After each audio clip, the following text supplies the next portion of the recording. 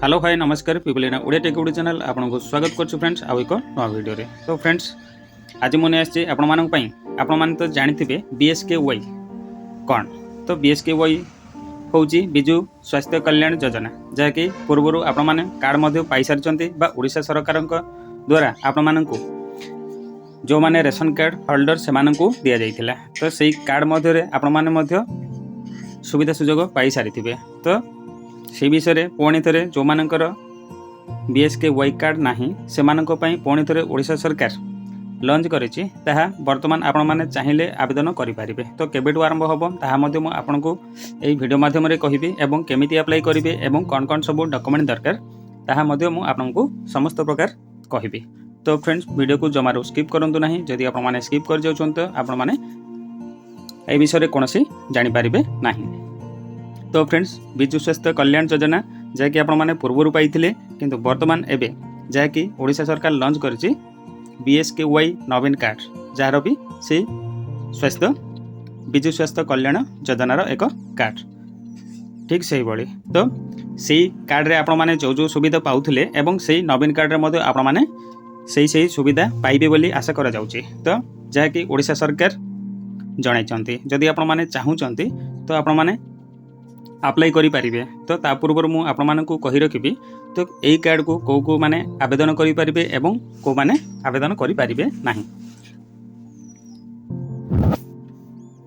ताहा मु संपूर्ण भाव में आपण को बुझेबी। तो आपण माने एई वीडियो रे आरंभ रु शेष पर्यंत रुहंतु जा फल रे आपण माने यार नियमावली को जानि पारिबे एवं कोठी अप्लाई करिवे एवं केमिति अप्लाई करिवे एवं कोन कोन सब डॉक्यूमेंट आवश्यक हबो ताहा मध्ये मु आपण मानकु देखैबी। तो फ्रेंड्स ए वीडियो को आरंभ शेष पर्यंत देखंतु आपण माने निहाती जानि पारिबे। तो फ्रेंड्स मो स्क्रीन रे आपण मानकु देखिबा को चेष्टा करूची तो आपण माने देखि नियंतु। प्रथमे आसिला BSKY कार्ड जहाँकि BSKY नवीन कार्ड एबे वर्तमान ओडिशा सरकार लॉन्च करिछि। तो यार आवेदन करियो पई कोन कोन सब डॉक्यूमेंट दरकार ताहा मध्ये मु आपण मानकु कहिबी। तो जेतेबेले भी आपण आवेदन करियो पई जिवे तांकर जे कोनोसी परिवार रो एक जनक नाम रे पंजीकरण हेइ परिबो दि जनक नारे पंजीकरण हो पारिबो नाही।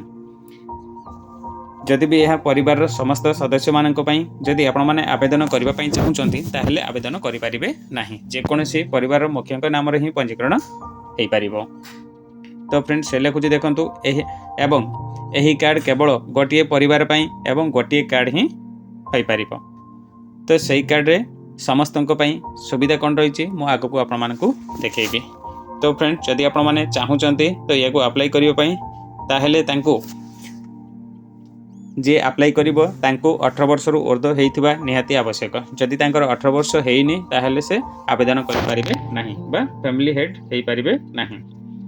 तो जे फैमिली हेड थिबे तांको नारे ही कार्ड आसीबो एवं परिवार समस्त सदस्यों को ऐड करने को पड़ो। तो तापाई आपण माने कागज पत्र नहीं कि जीवाकू पड़ो एवं कोठी को जीवाकू पड़ो आगु को आपण मानकू कहिबी। तो सर्वप्रथमे आपणकर जहाँ भी कागज पत्र दरकार ताको आपण माने नहीं कि जीवाकू पड़ो। तो फ्रेंड जो माने आवेदन करि परिबे नहीं तो देखंतु स्थायी सरकारी चाकरी जो माने स्थायी सरकारी चाकरी भाबे सरकारी चाकरिया भाबे कार्य करूथांती ताहेले सेमानक पई एही स्कीम रे बाद दिया जाइछि से माने आवेदन करि परिबे नाही बा जहाँ कि सरकार BSKY नवीन कार्ड नियमावली कहूची। तो सरकारी चाकरी हेइ नथिबे एवं पेंशन बा जहाँ कि सरकारी चाकरी अवसर प्राप्त हेइ नथिबे जहाँकि पेंशनधारी हेइ नथिबे जदि पेंशन पाउथिबे ताहेले तांको मध्य एई BSKY नवीन कार्ड आवेदन करिवा पई बाद करा जाइछि।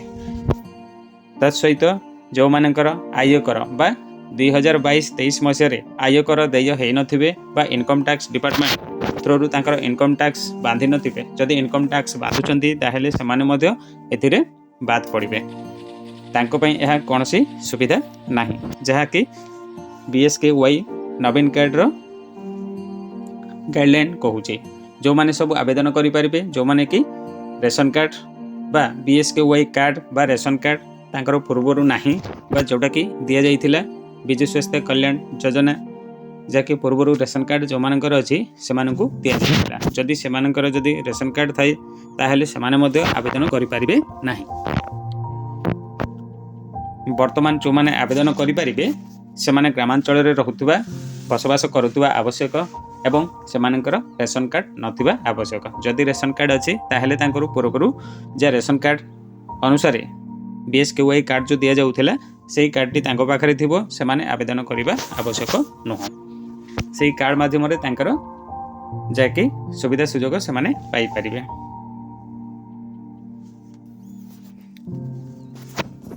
ଏବଂ ଏହି BSK କାର୍ଡ଼ ବା ବିଜୁ କଲ୍ୟାଣ ସ୍ୱାସ୍ଥ୍ୟ ଯୋଜନାର ନବୀନ କାର୍ଡ଼ ଯାହାକି କନଭର୍ଟ କରାଯାଇଛି। ଆଗରୁ ଯେଉଁଟାକି ଆପଣମାନେ ପାଇଥିଲେ BSKY କାର୍ଡ଼, କିନ୍ତୁ ଏବେ ଯାହାକି ଆପଣମାନେ ଆବେଦନ କରିବେ ତାହା ହେଉଛି BSKY ନବୀନ କାର୍ଡ଼।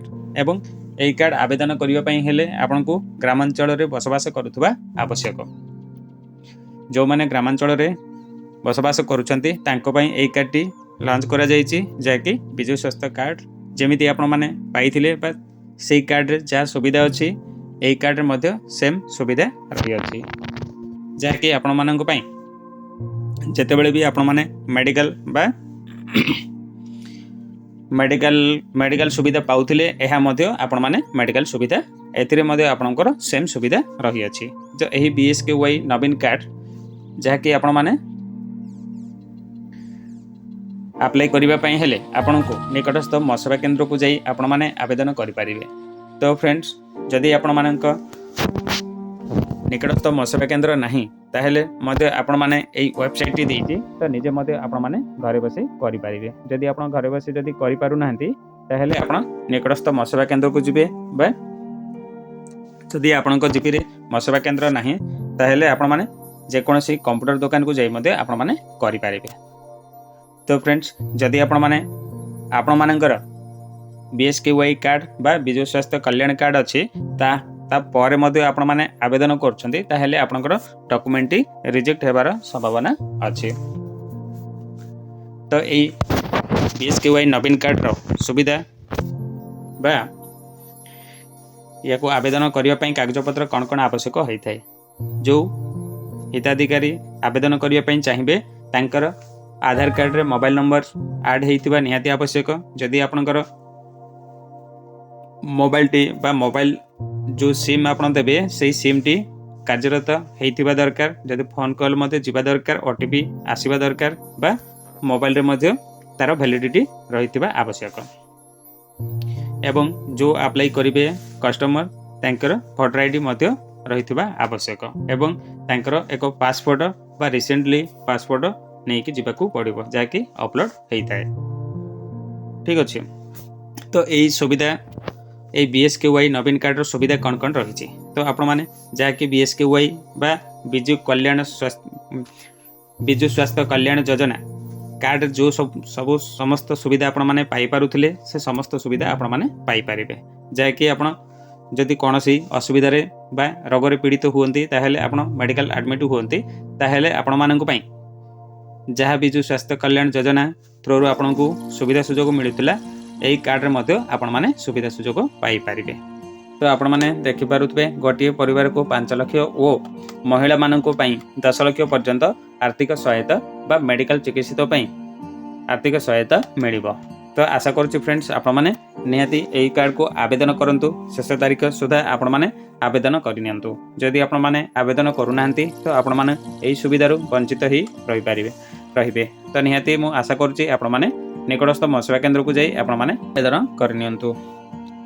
ତ ଭିଡ଼ିଓ ଯଦି ଭଲ ଲାଗିଛି ତାହେଲେ ଆପଣ ଲାଇକ୍ କରିଦିଅନ୍ତୁ ଏବଂ ଚ୍ୟାନେଲକୁ ମଧ୍ୟ ସବସ୍କ୍ରାଇବ୍ କରିଦିଅନ୍ତୁ। ତ ଫ୍ରେଣ୍ଡସ୍, ମୁଁ ଏଠି ଏଣ୍ଡ କରୁଛି, ରଖୁଛି। ଜୟ ଜଗନ୍ନାଥ।